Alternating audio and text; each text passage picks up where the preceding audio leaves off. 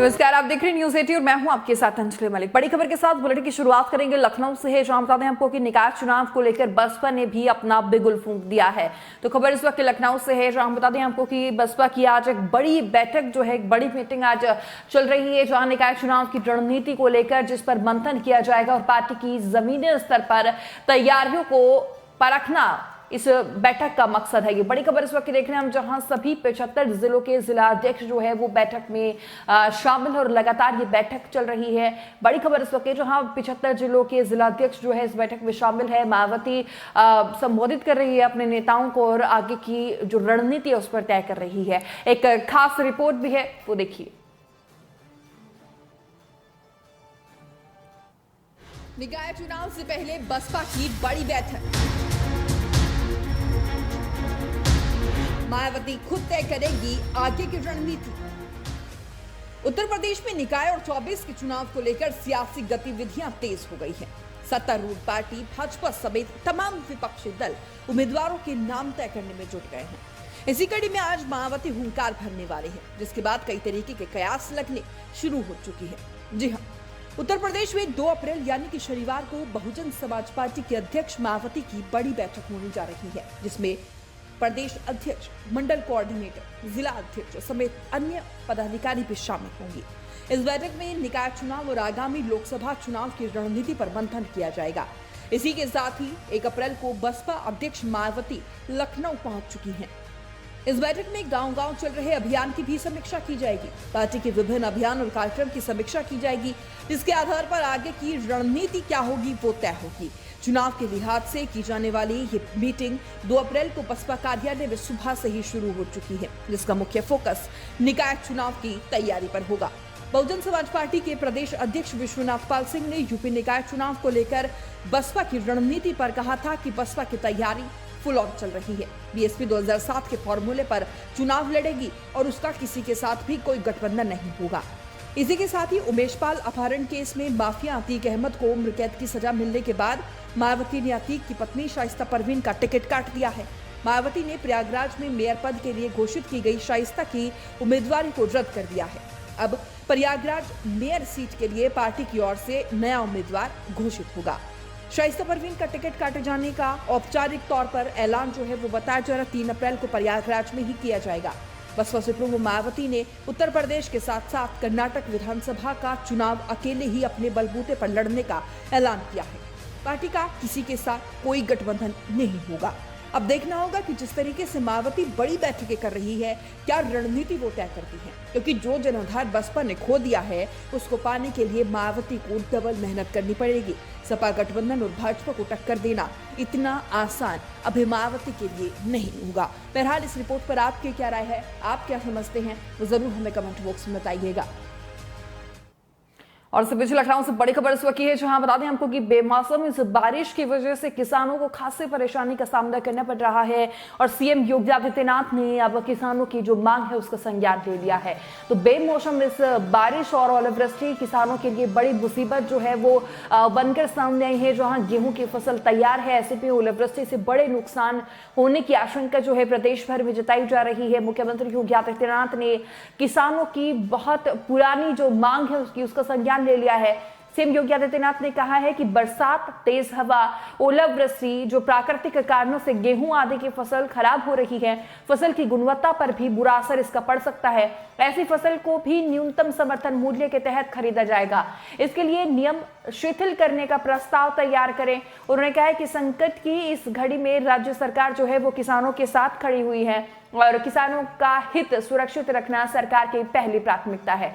किसान बता दें आपको कि लंबे समय से बेमौसम बारिश और ओलावृष्टि की आदि की वजह से कम गुणवत्ता वाले फसलों की खरीद की मांग कर रहे थे।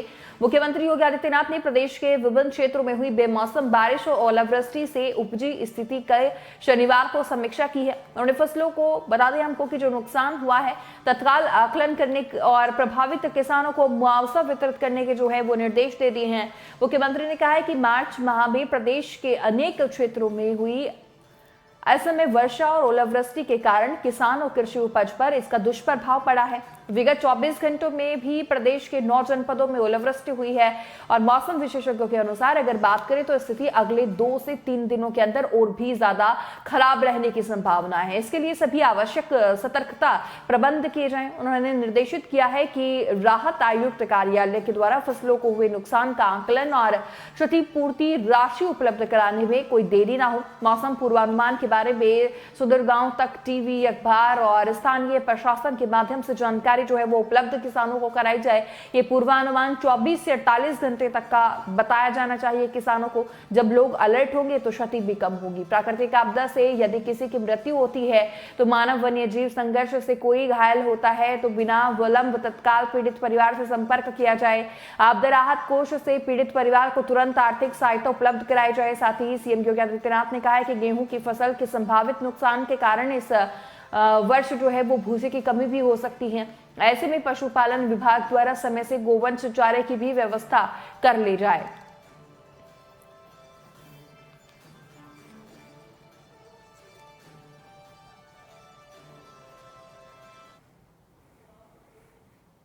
और इस बीच कानपुर से खबर का रुख कर लेते हैं। अखिलेश यादव का बड़ा बयान सामने आया है। कानपुर पहुंचे हुए थे अखिलेश यादव, जहां भाजपा पर वो जमकर भड़के हैं। क्या कुछ उनका कहना है, बस सुनिए। भारतीय जनता पार्टी इस केस को इसलिए चलाना चाहती है क्योंकि उसका लक्ष्य हिंदू और मुस्लिम है।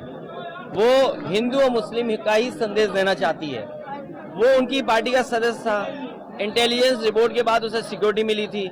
सरकार को सोचना चाहिए कि सरकार की रिपोर्ट के बाद 2 गनरों की हत्या हो गई हो, उनके पार्टी का खुद नेता की हत्या हो गई हो, और जो वीडियोस वायरल हो रहे हैं, पिक्चर्स वायरल हो रहे हैं, उसमें बीजेपी के नेता के साथ तमाम वो लोग जिन पर उंगली उठती है वो शामिल हो रहे हैं। ये सरकार आखिरकार क्या छिपाना चाहती है? लेन देन को लेकर के, जमीनों को लेकर के बहुत सारी उंगलियां उठी हैं बीजेपी के अपने नेताओं पर। उन सब चीजों को छिपाने के लिए जानबूझ करके हिंदू मुस्लिम कर रहे हैं। काशीराम मूर्ति की प्रतिमा की अनावरण करने जा रहे हैं। कहा जा रहा है सपा बीएसपी के वोटर बैंक में आप सेंध लगाने जा रहे हैं। देखिए, नेताजी ने और मान्यवर काशीराम जी ने निकाय चुनाव में भारतीय जनता पार्टी की हार होगी, चाहे वो प्रशासन की कोई भी ताकत लगा दें।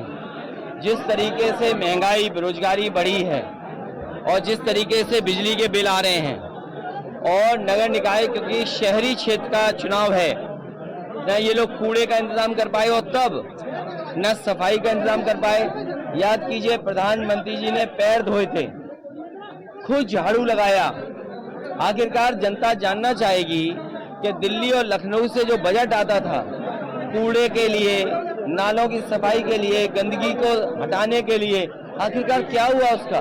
और हाउस टैक्स, वाटर टैक्स, बिजली का बिल जो महंगा देने पड़ रहा है जनता को, वो उसका जवाब क्या है। और जितना भी इलीगल कंस्ट्रक्शन हो रहा है शहरों में, तालाबों पे कब्जा, इलीगल कंस्ट्रक्शन, अगर आप तय में जाओगे तो सब भारतीय जनता पार्टी के लोग करा रहे हैं। आपने ट्वीट किया, डिप्टी सीएम आ गए, सांड पर आप कई बार ट्वीट कर चुके, कोई प्रतिक्रिया नहीं। नहीं, सांड पे इसलिए नहीं आ रहे हैं क्योंकि अंतोगत्वा इन्हें सांड की सफारी बनानी पड़ेगी। ये मुझे लगता है बीजेपी वाले सांड इसलिए बढ़वा रहे हैं। अभी कुछ दिन पहले हमने टाइगर की संख्या, टाइगर को लेकर के बड़ा हम लोगों ने ट्वीट और तमाम विज्ञापन देखे होंगे। मुझे लगता है 5-6 महीने बाद सांड के भी इसी तरह ऐड आएंगे कि सांड सफारी सरकार ने शुरू की है। ये जो बेरोजगारी है और महंगाई, सरकार ये कहती है कि 100 में केवल 4 बेरोजगार हैं। ये सच्चाई नहीं है। महंगाई पे वो बात नहीं करना चाहते हैं। वो ये कहते हैं कि प्रति व्यक्ति आय दोगुनी हो गई। अरे कौन इस बात को मानेगा कि प्रति व्यक्ति आय बढ़ गई है? केवल 4। और इस बीच खबर गोंडा से है, जहां गोंडा पुलिस को बड़ी कामयाबी हाथ लगी है। बता दें आपको, एक गल्ला व्यापारी के घर पर डकैती हुई थी। पुलिस ने उसका बड़ा खुलासा कर दिया है। तो जानकी नगर के रहने वाले गल्ला व्यापारी के घर में लाखों रुपए की चोरी होने का मामला सामने आया था। सूचना पर क्षेत्राधिकारी नगर गल्ला व्यापारी के घर पहुंचे थे, पूरी जांच पड़ताल की थी और अब पुलिस ने पूरा खुलासा कर दिया है।